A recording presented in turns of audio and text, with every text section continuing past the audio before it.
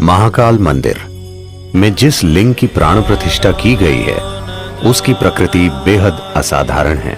यह आपको अस्तित्व की जड़ों से हिला देगा। यह प्राण प्रतिष्ठा वाकई अद्भुत है। इसका एकमात्र मकसद है कि यह किसी तरह आपको विलीन कर दे। इस मंदिर में पूरी तैयारी के साथ जाना चाहिए क्योंकि यह बहुत शक्तिशाली है और कमजोर दिल वालों के लिए नहीं है। यह आपको अंदर से हिला देता है। हर दिन महाकाल को जो भेंट अर्पित की जाती है वो शमशान से लाई गई ताजा राख है क्योंकि उन्हें यही पसंद है और वो जैसे हैं उन्हें वैसा बनाए रखती है। दुर्भाग्य से मैंने सुना है कि We be getting so bloody civilized. हम इतने सभ्य होते जा रहे हैं। अब शायद कुछ आंदोलनकारियों के विरोध के कारण वो शमशान की राख का इस्तेमाल नहीं कर रहे हैं। दुर्भाग्य से वो गाय या बैल के गोबर का इस्तेमाल कर रहे हैं। ये सिर्फ संस्कृति से जुड़ी चीज नहीं है, इसके पीछे एक विज्ञान है। अगर हम शमशान से राख लाएं और कोई दूसरी राख लाएं, मैं आपको दिखा सकता हूं कि दोनों में क्या फर्क है। अनुभव के स्तर पर दोनों में बहुत बड़ा अंतर है और यह बहुत महत्वपूर्ण है कि इस प्रक्रिया को जारी रखा जाए क्योंकि महाकाल का स्वभाव यही है। इस महाकाल रूप की मौजूदगी ही ऐसी है कि आपके वहां जाने पर सब कुछ विलीन हो जाता है, सब कुछ जलकर राख हो जाता है। इसका अर्थ है कि आप भौतिक से मुक्त हो जाते हैं। यह आपको परम मुक्ति की ओर ले जाता है। अगर आप इसे कोमलता से करना चाहते हैं तो हमारे पास यहां सब कुछ है। अगर आप उसे जबरदस्त तरीके से करना चाहते हैं, अगर आप वाकई जोर का धक्का चाहते हैं और आप कमजोर दिल वाले नहीं हैं, तो महाकाल मंदिर एक अद्भुत प्रक्रिया है। शिव एक ऐसे देवता हैं जिन्हें नाम नहीं देना चाहिए क्योंकि उन्हें नाम देना उन्हें सीमित और छोटा करने जैसा है। साथ ही साथ उनके कई सारे नामों का संग्रह भी इस अवर्णीय रहस्य को प्रकट करता है कि वो कौन है, या इस अवर्णीय रहस्य को कि ये सृष्टि क्या है। उनके तमाम रूपों में काल भैरव या महाकाल एक महत्वपूर्ण और साथ ही उग्र रूप है। महाकाल के रूप में वो समय के स्वामी हैं। काल भैरव के रूप में वो समय के विनाशक हैं। Kala means time. काल का अर्थ है समय। समय का आपको जो अनुभव है वो बस अस्तित्व का चक्र में घूमना है। पृथ्वी एक बार घूमती है, वो एक दिन होता है। चंद्रमा पृथ्वी का चक्कर लगाता है, उसे एक महीना कहते हैं। पृथ्वी सूर्य का चक्कर लगाती है, वो एक साल हो जाता है। हर चीज जिसे आप समय मानते हैं, आपकी घड़ी भी चक्रों से जुड़ी है। हर चीज जो भौतिक है वो चक्रीय प्रकृति की है। अणु से लेकर ब्रह्मांड तक हर चीज जो भौतिक है वो स्वाभाविक रूप से चक्रीय प्रकृति की है और अपने भौतिक अस्तित्व के कारण और आप जो हैं उसकी भौतिक प्रकृति के साथ आपके जुड़ाव के कारण आपको समय का बोध है। अब आप यहां बैठे हैं क्योंकि आपके पास एक शरीर है, इसलिए वो समय का हिसाब रख रहा है। जब आप जीवन की चक्रीय गति से मुक्त हो जाते हैं तो हम कहते हैं कि आपने मुक्ति पा ली है या मोक्ष पा लिया। तो जो लोग मुक्ति की चाह रखते हैं, जो लोग मोक्ष प्राप्त करना चाहते हैं, उनके लिए ये आयाम जिसे हम महाकाल कहते हैं सबसे ज्यादा महत्वपूर्ण हो जाता है।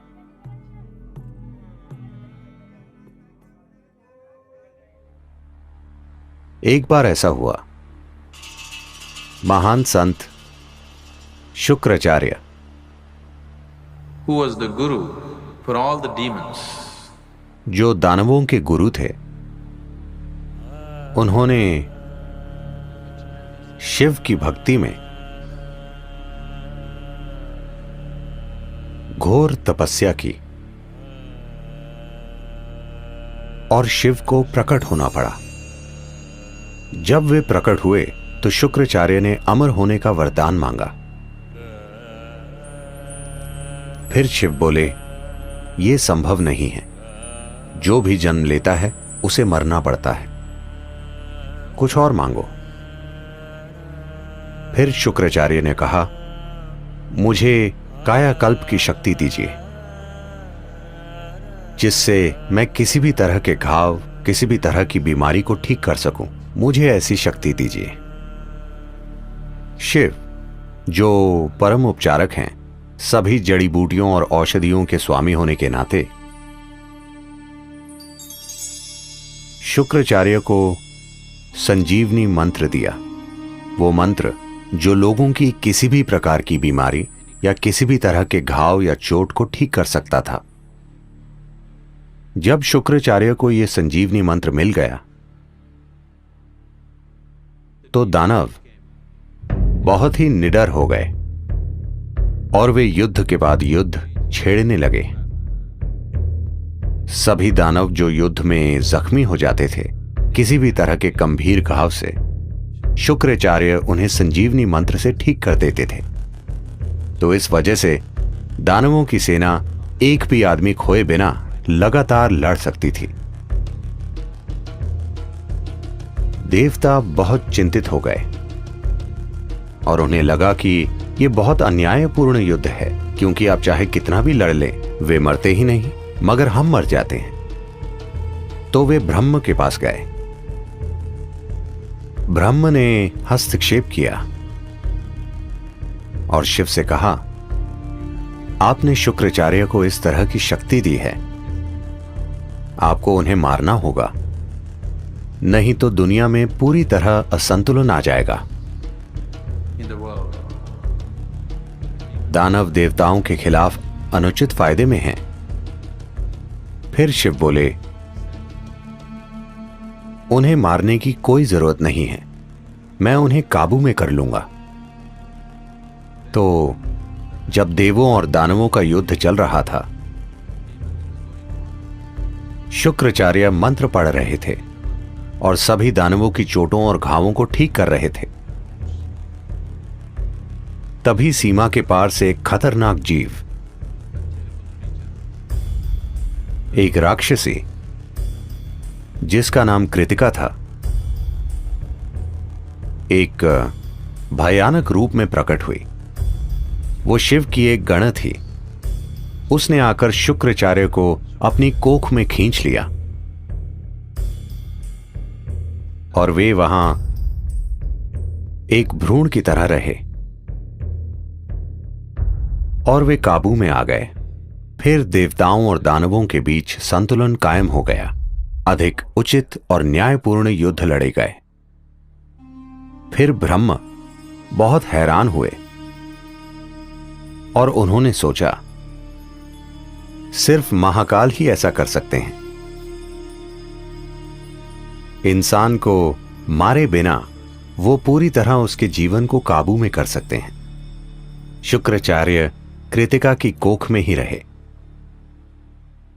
और संजीवनी मंत्र बेकार हो गया। या दूसरे शब्दों में, महाकाल ने शुक्राचार्य के लिए समय को रोक दिया, जिससे वो आगे नहीं बढ़ सके।